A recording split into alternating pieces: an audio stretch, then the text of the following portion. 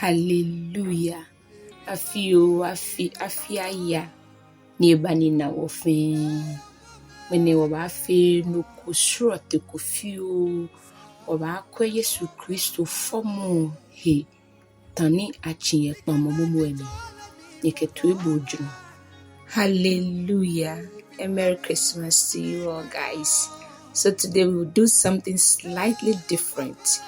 We would look at pointers to the birth of Jesus Christ in the Old Testament. Some of the Old Testament texts that points to the birth of Jesus Christ. Happy listening. Jɛnɛsis. Alo Mose klenklen wulu.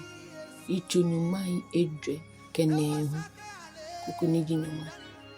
Manche yeli ejen yudade. No yeli hu ejen eshwe ade. Biamboni jema jenke ame uniaba. Ni ameba ameishi. Ameha lele. Hallelujah. Numeri. Lo Mose wulu niji edre. Ichunumai enyo ke edre. Kukunijinuma ke bawo. Mina Israel. Hije boni eyole minale. Shi eyeshon. Ulami ko ba jeye Yakob. Manche chuku ba teshin Israel. Ni ba tria Moab. Hiye na anobi ile ani. Ni ba Yeset. Shwe le fin anokuni. Hallelujah. Yesaia. Ichukpao. Kukuniji nyoma ke edre. Nuhewole. Nunchole di encheba chonye ukadi. Na oblayo furo kuba namusu. Ni ba fobinu. Ni ewolegbe Emmanuel. Hallelujah. Yesaia. Ichoneu. Klenklen kukuji enyo. Shinkele. Dun kabiti le wo moni ahi. Jira momni le hibeye. Sale. Eha Zebulon ke Naftali fenhi eshueshi. Shi agbene. Ewo inshona ashikbonle.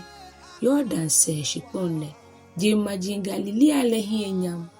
Meni nye dun nile ena lakpete pleko. Meni hidun kabiti shikbon nole. La ekpe eha ame. Hallelujah. Yesaia. Ichoneu. Kukujini ji ekpa kekpao. Eja ke afobi ahawo. Afobi no ahawo. Elumoyeli ka ekon. Aba chele na kpenga wulo. Numo hiwalo. Na anoche hejole lumo. Emanche yeli le shore moke idento enjolele. Ese efo ye David manche senle no. Ke emanche yeli heifen. Eke jale sane yeli ke noni jafe mo baha. Emanche yeli le amashike ya nano. Yehowa. Taya chele ke hedo ba fene. Hallelujah. Yesaia. Ichonyuma ke kome. Kukuniji nyuma. Be mimba. Beni manche ni aje isha emrile ba chotamo aflanga ni ashi. Aha majile. Le isegbe majile fe atao. Ni ishin le hele hie. Ba banyam. Hallelujah. Yeremia. Ichonyuma etenke ekome. Kukuniji nyuma ke enumo. Boni Yehowa ke one. Anugbe nkwe Rama. Yarawo ke ya afodi miliwa. Rahemi fo ebi. Ni ekpele kwatamoye ebi le ahiwo. Ejake amembe. Hallelujah. Hosea. Ichonyuma ke kome. Klenklen kuku. Yehowa ke. Israel bekembi ashimbe bemisumole keje. Egypt ton eyo. Ni michele akemibi. Hallelujah. Mika. Icho enumo kukuniji enyo. Yehowa ke. Bethlehem Efrata.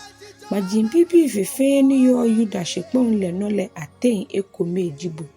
Chin omni majie Israel no yelo ke aje. No yelo newe kupa aje blema bebe. Hallelujah.